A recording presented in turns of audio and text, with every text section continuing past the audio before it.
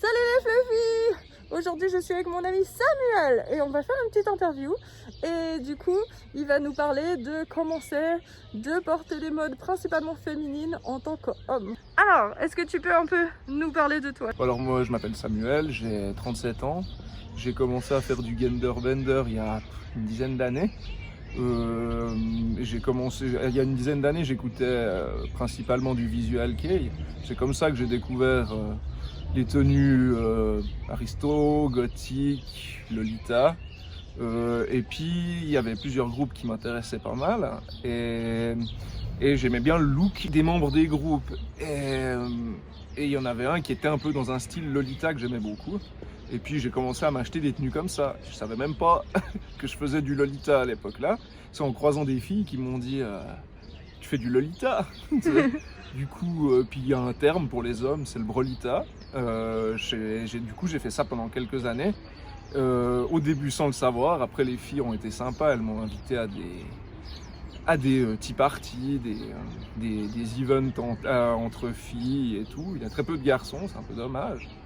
Mais c'est sympa quand même. Et puis voilà, de fil en aiguille, j'ai rencontré plein de filles sympas, porté des tas de tenues différentes. Et puis, je me rappelle, ça fait déjà des années, on était allé avec les filles à un événement qui était plutôt reconstitution. C'était un événement dans un château où chaque année, il y a une époque qui est représentée. 18e, 19e, 20e siècle. Et puis c'était 19e quand on est allé. Et puis on est allé en Lolita et tout. Puis moi quand j'ai vu ça, j'ai vu qu'il y avait plein de dames, plein de messieurs habillés en mode reconstitution historique comme au 19e siècle. Et ça m'a intéressé, puis je me suis lancé là-dedans après. Parce que après je sais pas, on évolue dans son style, dans sa mode et j'ai trouvé que le Lolita me correspondait plus trop. Enfin le Brolita plutôt me correspondait plus trop. Ouais, on pourrait dire que la fille a grandi. et puis voilà. Ça marche. Et maintenant souvent tu dis oui je suis une dame et plus une fille ou tu dis ça des fois comme ça? Alors non, mais c'est le constat que j'ai fait moi-même.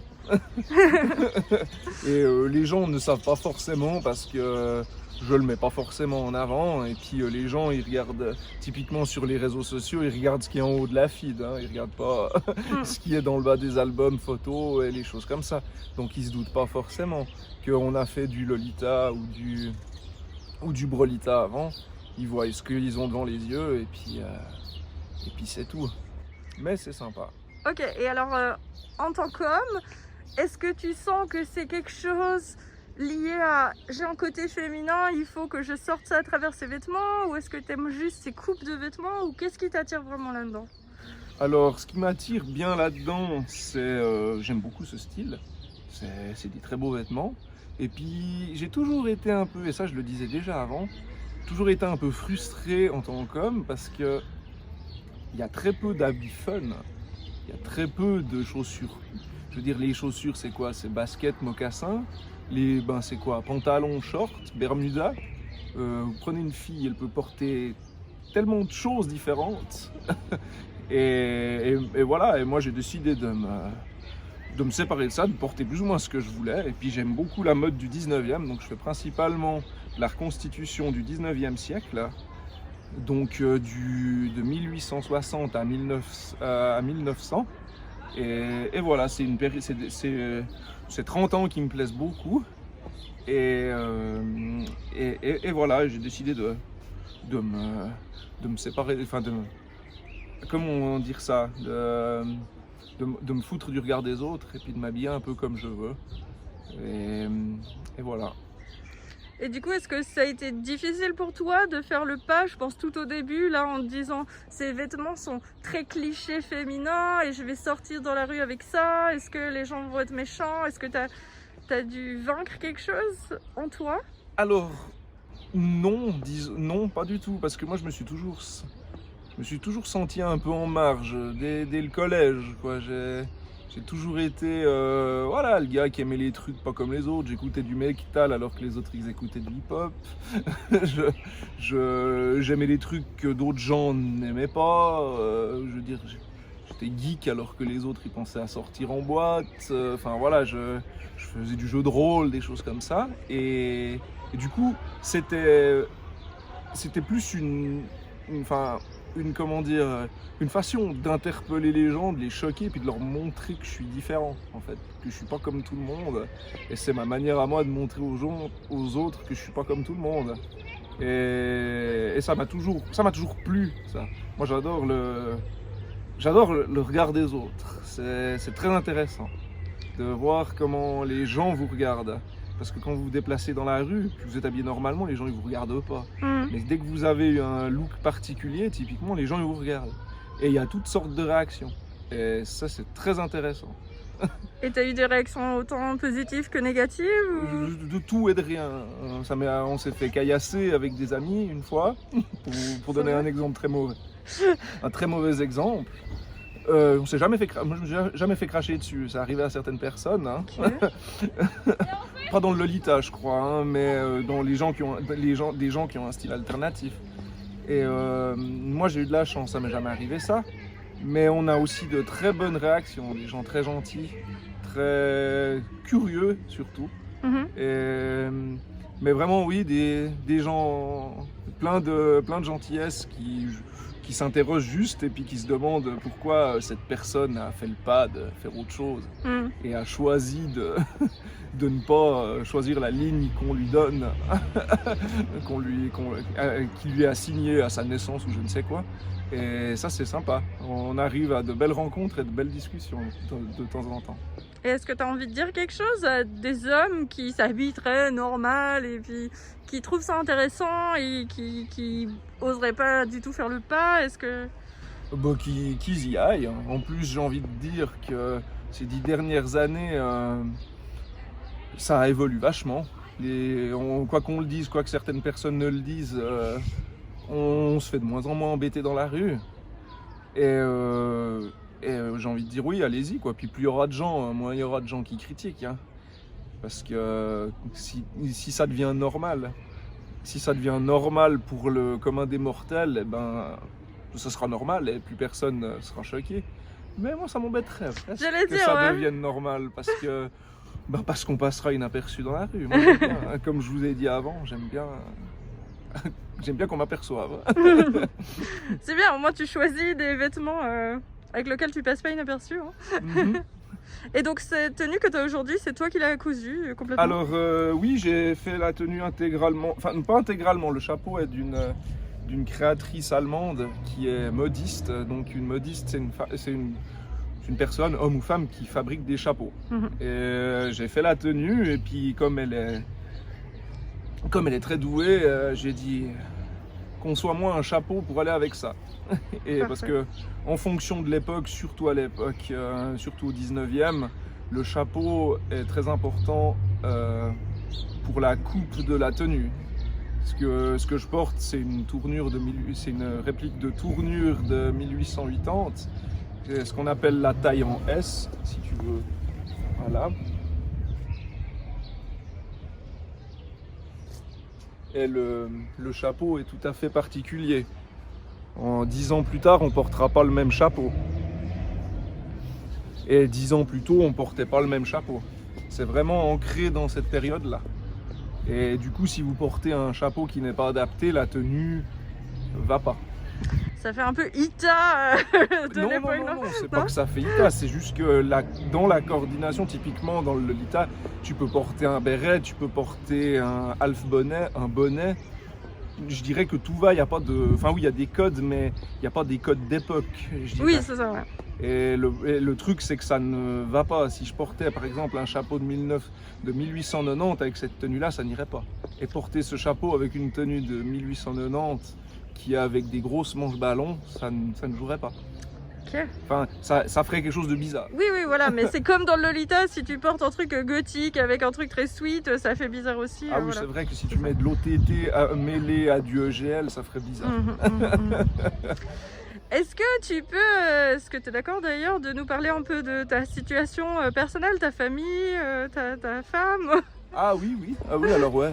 Alors, Donc tu es un homme, tu es marié, oui, je suis un homme, je suis marié, tu as un enfant en je route. suis cisgenre hétérosexuel, pour ceux qui, voilà. Et oui, je suis marié, futur papa. Et tu es carrossier dans la vraie vie. Ouais, Donc voilà, donc tout est possible.